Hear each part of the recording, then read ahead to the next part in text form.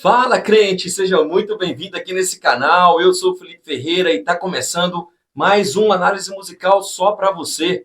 A música que nós vamos analisar hoje é a Terceiro Céu. É uma música de 2023 e quem canta essa belezuca é a Damares.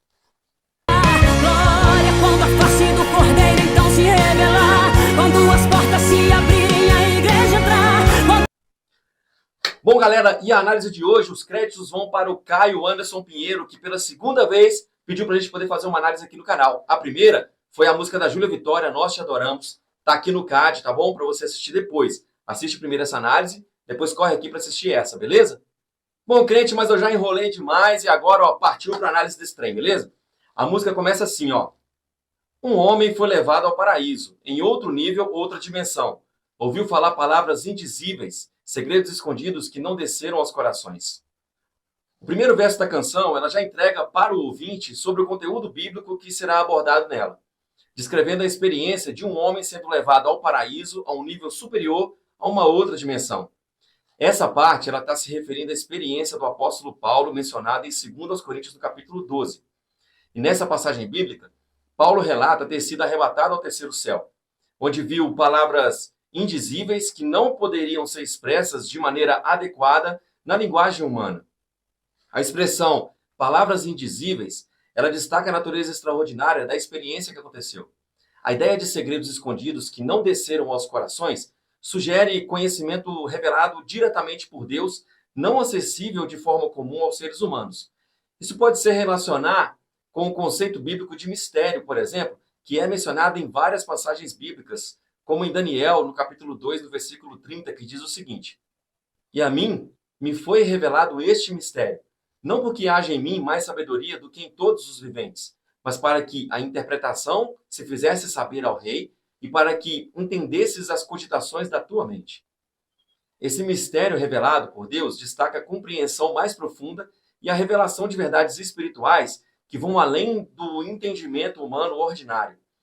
Mas no próximo verso da música, nós vamos abordar um pouquinho mais aprofundada essa questão sobre o mistério, beleza? Portanto, o verso 1 da música parece evocar a experiência extraordinária de ser levado a uma dimensão celestial, onde o conhecimento divino é revelado de maneira especial e a abordagem reflete a busca espiritual por uma compreensão mais profunda da presença de Deus e das realidades celestiais.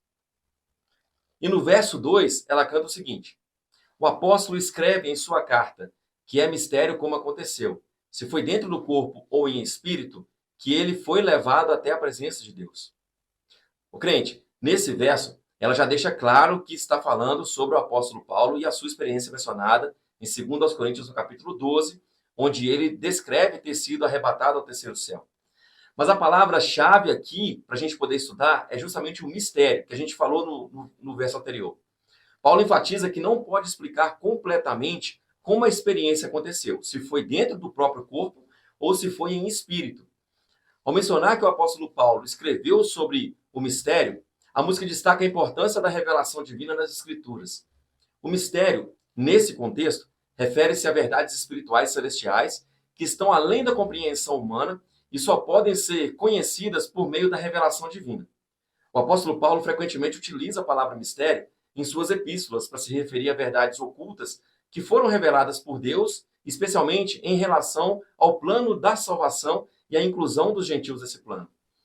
Em Efésios, no capítulo 3, versículos 3 ao 6, nós lemos: Por revelação me foi dado conhecer o mistério, conforme o qual ao lerdes podeis perceber a minha compreensão do mistério de Cristo, o qual outras gerações não foi dado a conhecer aos filhos dos homens, como agora foi revelado aos seus santos apóstolos e profetas no Espírito, a saber que os gentios são co-herdeiros, membros do mesmo corpo e participantes da promessa em Cristo Jesus por meio do Evangelho.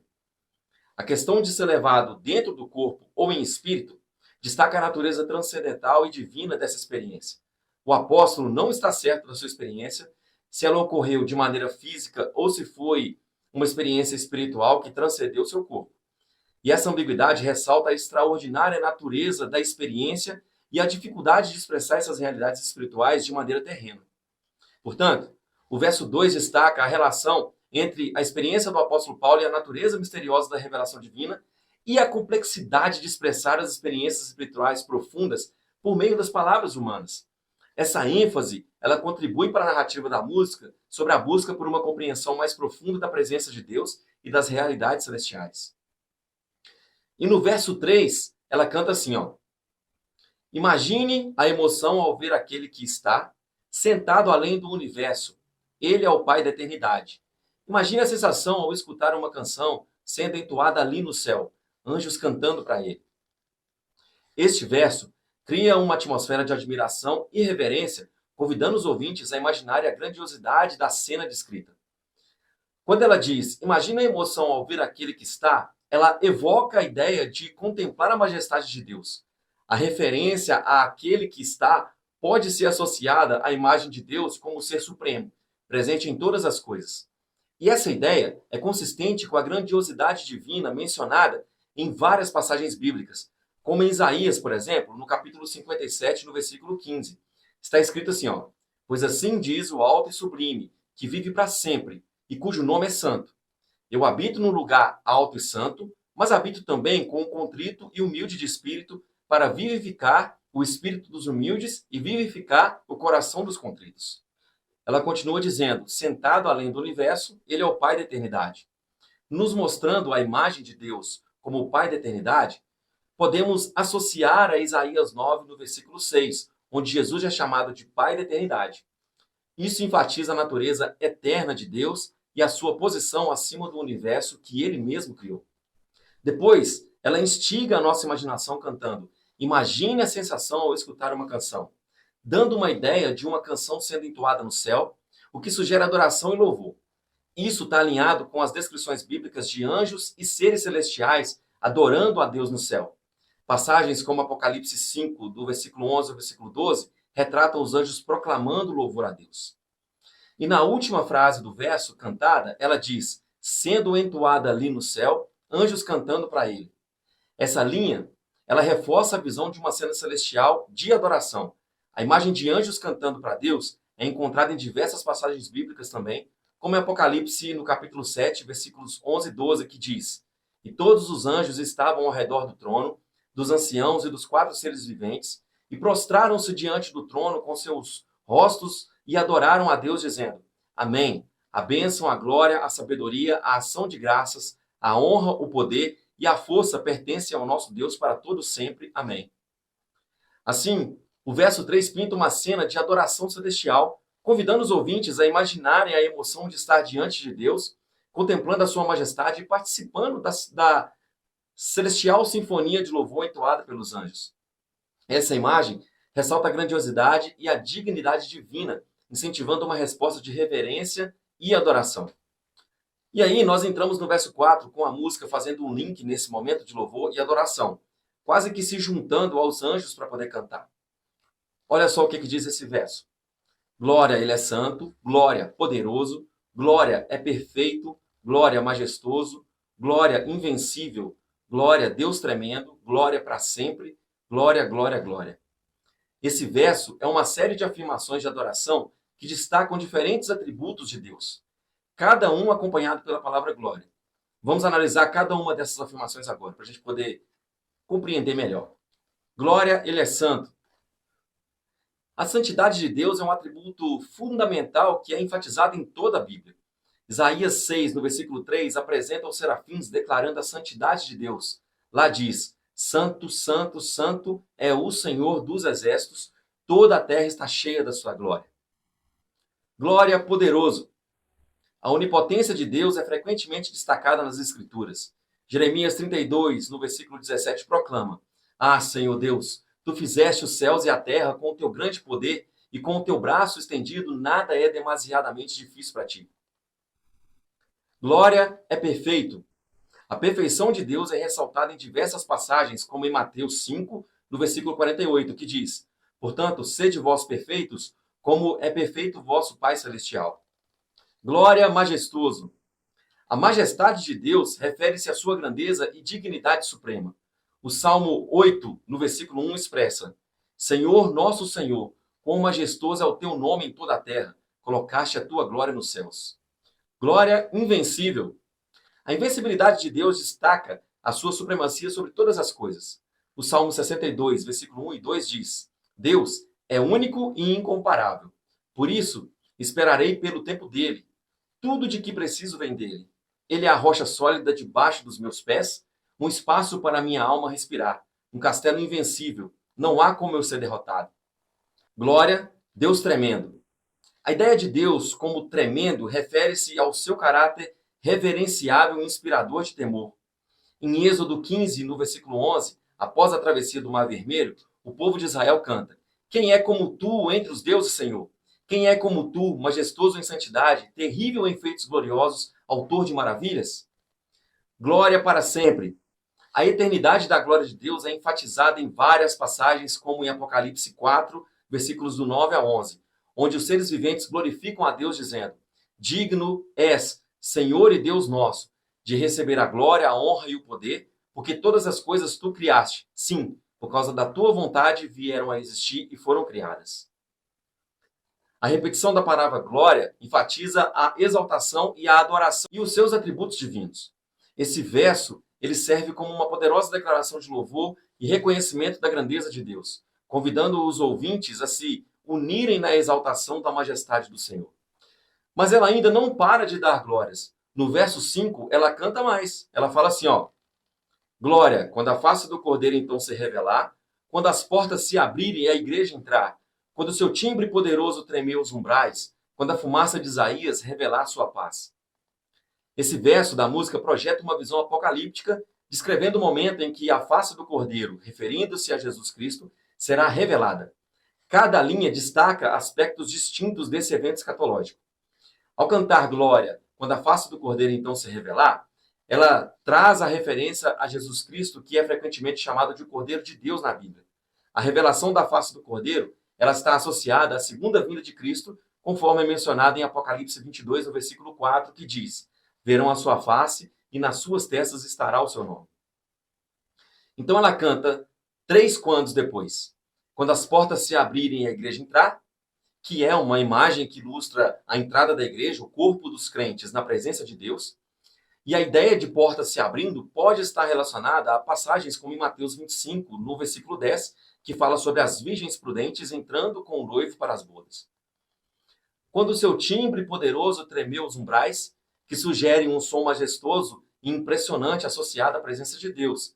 Essa imagem pode ser comparada ao trovão e ao som de trombetas frequentemente descritos em contextos apocalípticos na Bíblia, como em Apocalipse 11, no versículo 15, ou em Mateus 24, por exemplo. Quando a fumaça de Isaías revelar sua paz, que pode estar relacionada à visão que o profeta Isaías teve no templo, onde viu a glória de Deus e experimentou uma revelação divina. Isso está em Isaías, no capítulo 6, do versículo 4.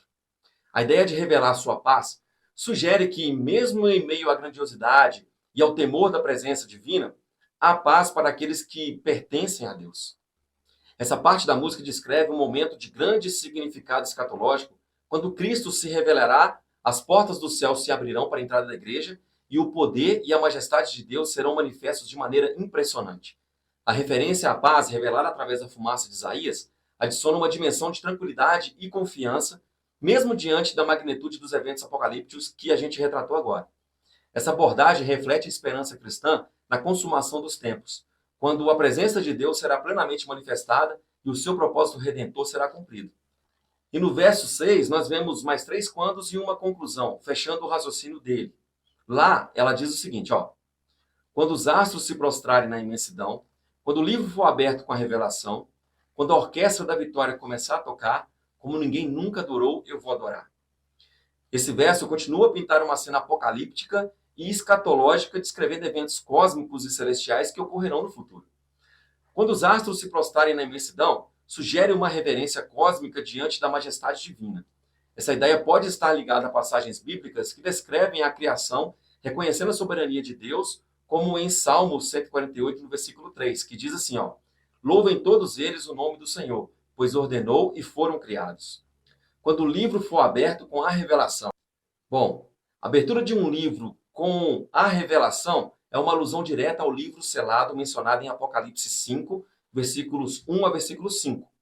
Esse livro contém os eventos futuros e o cumprimento dos planos divinos. Somente o Cordeiro, que é Jesus, é digno de abrir o livro, indicando a autoridade divina sobre o curso da história. Quando a Orquestra da Vitória começar a tocar, sugere um momento triunfante e glorioso. Isso pode estar associado à vitória final de Cristo sobre o mal e à inauguração do reino de Deus. Passagens como Apocalipse 5, versículo 9 ao 10, descrevem uma canção de vitória cantada por seres celestiais em resposta ao Cordeiro que foi morto. E ela finaliza cantando: como ninguém nunca adorou, eu vou adorar. Nessa linha, ela expressa uma resposta pessoal de adoração diante da grandiosidade dos eventos apocalípticos descritos anteriormente. A ênfase está na singularidade e na intensidade da adoração, indicando uma resposta fervorosa e única à manifestação da glória de Deus. Só que ela ainda complementa o desfecho da música com mais duas frases finais. Eu vou adorar, adorar, adorar. A repetição da declaração de adoração enfatiza a intensidade e a continuidade desse ato. A multiplicação das palavras adorar sugere um compromisso profundo e ininterrupto de adoração diante da magnificência divina. E fecha a canção com a frase que dá um nome para ela. Eu quero ver, eu quero conhecer o terceiro céu. Essa parte expressa um desejo profundo de experimentar pessoalmente a glória divina. A referência ao terceiro céu remete à visão do apóstolo Paulo em 2 Coríntios, no capítulo 12, e a expressão eu quero ver, eu quero conhecer, reflete uma aspiração dela por uma experiência íntima com Deus, semelhante à do apóstolo Paulo, seja no corpo ou em espírito. Bom, crente, essa foi a análise de hoje. Eu espero muito que vocês gostem. E se gostou, eu peço que você me dê uma força aí. Se inscreva no canal, ative o sininho das notificações para não perder nada que a gente está colocando de novo aqui. Deixa o seu like e compartilha nas suas redes sociais, principalmente no grupo do Ministério de Louvor lá no WhatsApp, que é para os seus ministros estarem conscientes das músicas que eles estão colocando no louvor, no repertório da noite, né? Para que eles possam estudar um pouquinho mais, tá bom? E deixa o seu comentário aqui embaixo. E se você quer que eu faça alguma análise para você, é só deixar aqui nos comentários, que eu prometo para você que eu vou ler, vou responder e vou fazer a análise, tá bom? Pode demorar um pouquinho, porque eu pesquiso muito para poder fazer, mas eu vou colocar e vou te marcar, tá bom? Que o Senhor Jesus abençoe todos vocês. Muito obrigado por estar comigo. Fiquem com Deus e até a próxima.